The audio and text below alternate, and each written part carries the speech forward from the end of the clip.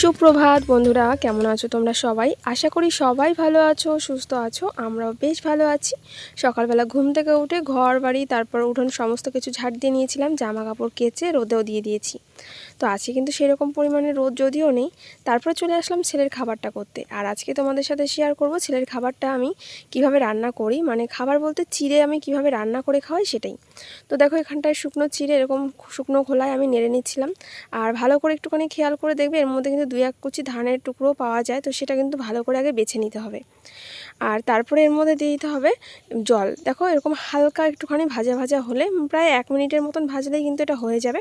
তারপর এর মধ্যে দিয়ে দিতে হবে পরিমাণ মতন জল। হাই ফ্লেমে চিড়েটাকে একটুখানি ভালো করে জাল দিয়ে নিতে হবে। তো ওই 2 মিনিটের মতন জাল দিলেই কিন্তু হয়ে যাবে। দেখো এখানটা কিন্তু আমার চিড়েটা ফুটছে ভালোই।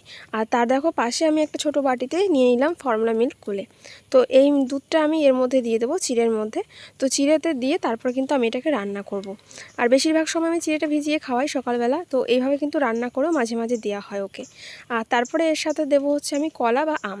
তো দেখো এই যে পুচু সোনা কিন্তু চলে আসলো বারান্দার, আমার সবজিগুলো নিয়ে দেখো কি দুষ্টুমিটা না করে বেড়াচ্ছে।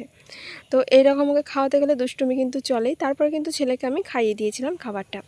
তারপর ওকে খাইয়ে দিয়ে দেখো চলে আসলাম রান্না করতে। আর রান্নার এখানে দেখো বসিয়েছি ভাত। আর পাশে দেখো এই যেখানটায় জ্যান্ত মাছের ঝোল করেছিলাম ঝিঙে আর আলু দিয়ে। আর এখানটা ঝিঙের খোসাটা একটু বাটা করেছিলাম। তো আজকে কিন্তু এইটুকু রান্নাবান্নাই হয়েছে, আর কোনো কিছুই করিনি। আর জ্যান্ত মাছ করেছিলাম পুচুকে এই দিয়ে ভাত খাওয়াবো বলে। আর বেশিরভাগ দিনটা জ্যান্ত মাছটাই করারই চেষ্টা করি, কারণ ছেলেকে একটু দিই। আর যদি ডিম হয় কোনো দিন তাহলে ডিম দিয়ে দিই। ভাবছি তোমাদের সাথে এবার একটুখানি ভ্লগগুলো ছোট ছোট দেব, কারণ ওই 5 মিনিট থেকে 6 মিনিট ধরো। কারণ বেশি একটুখানি বড় দিলে মানে 8 থেকে 10 মিনিটের ভিডিওগুলো দিলে না আমার নেটওয়ার্কে মানে সমস্যা হয়, মানে নেট আমার খুবই কম থাকে ফোনে। আমি ভিডিও আপলোড দিতে গেলে আমার প্রচণ্ড প্রবলেম হয়ে যায়। আর তোমরাও মানে আমার ভিডিও দেখার জন্য 2 থেকে 3 দিন ওয়েট করো। তো অনেকেই কমেন্ট করে বলো দিদিভাই তুমি ভিডিওগুলো রেগুলার দাও, আমাদের দেখতে খুব ভালো লাগে।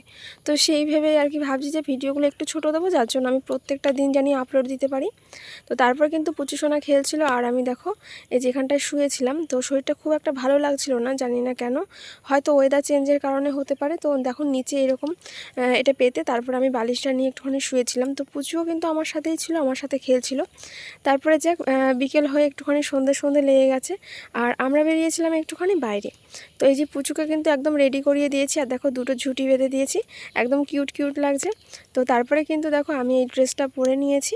আর দেখো ওর জন্য একটা হাতে ব্যাগ নিয়ে নিয়েছি। আর কোথাও গেলে আমার এই ব্যাগটা নিতেই হয়, কারণ প্রচুর এখানে জলের বোতল আর একটুখানি টুকটাক খাবার আমি নিয়ে নিই। কারণ মানে বলা যায় না কখনো একটু খিদে পায় বা একটু জল তেষ্টা পায়, সেই জন্য।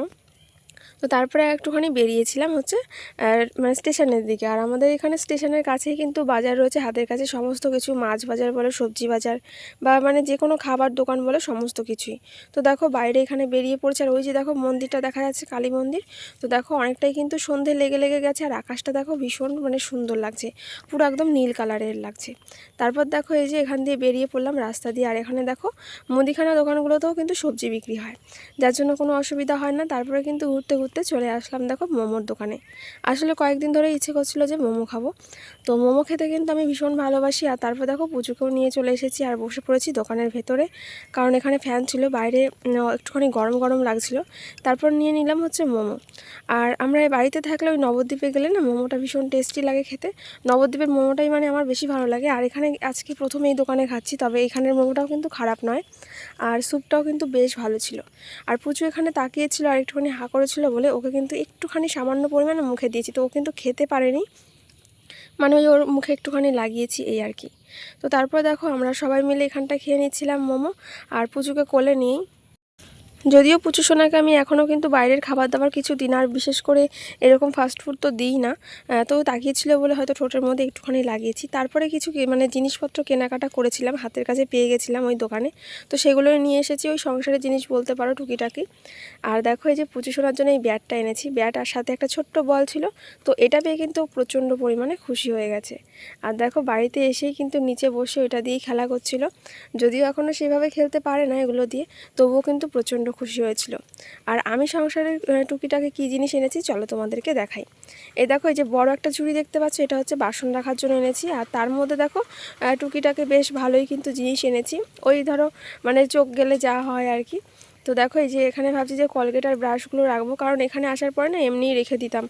তো দেখো এই যে কলগেট রাখার জন্য একটা বাক্স, আর এখানে চিনি রাখার জন্য একটা কৌটো এনেছি, আর একটা এনেছি দড়িটা এনেছি কারণ হচ্ছে এখন বর্ষাকাল, মানে দুটো দড়ি আমি পুরো টানিয়ে নিয়েছি, তারপরেও ভেজে জামা কাপড়গুলো মেলার জন্য সমস্যা হয়ে যায়।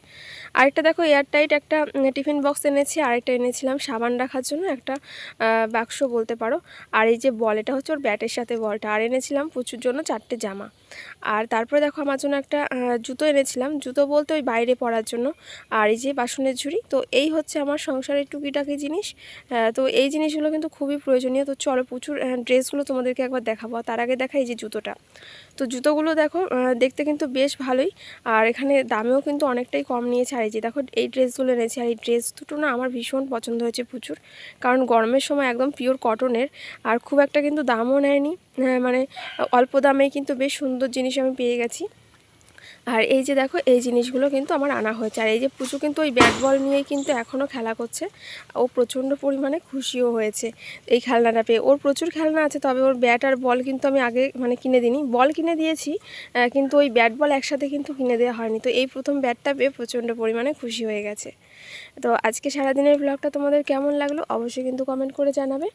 আর ভিডিও যদি ভালো লাগে একটু লাইক, কমেন্ট এবং শেয়ার করে দেবে। তারপরে ওখান থেকে এসে কিন্তু আমি রাতে রান্না করেছিলাম, আর রাতে করেছিলাম আজকে নিরামিষ, মানে সবজি আর ভাত, আর একটুখানি কাঁচা কলা দিয়ে আলু দিয়ে তরকারি। তো এই খেয়ে কিন্তু আমরা ঘুমিয়ে পড়েছিলাম, আর পুচুকেও রাতের খাবারটা খাইয়ে দিয়েছিলাম। তো ওকে ঘুম পাড়াতে পাড়াতে প্রায় ওই 12টার মতন বেজে গেছিলো। দিয়ে আবার পরের দিন সকালে রান্নাবান্না আছে, তার জন্য আর ভিডিও সেভাবে শ্যুট করা হয়নি। তার মধ্যে ভিডিও এডিটিংয়ের ব্যাপার থাকে, অনেকটাই প্রবলেম হয়ে যায় পুচুকে নিয়ে। তো যেইটুকু পারি ভাবি যে সেইটুকুনি তোমাদের সাথে শেয়ার করবো। আর এই যে দেখো পুচুর অবস্থা, এই ঝুড়ির ওপরে উঠে বসে রয়েছে। তো ওর কয়েকটা ছবিও তুলে নিচ্ছিলাম। তো কেমন লাগলো ভিডিওটা অবশ্যই জানিও। টাটা।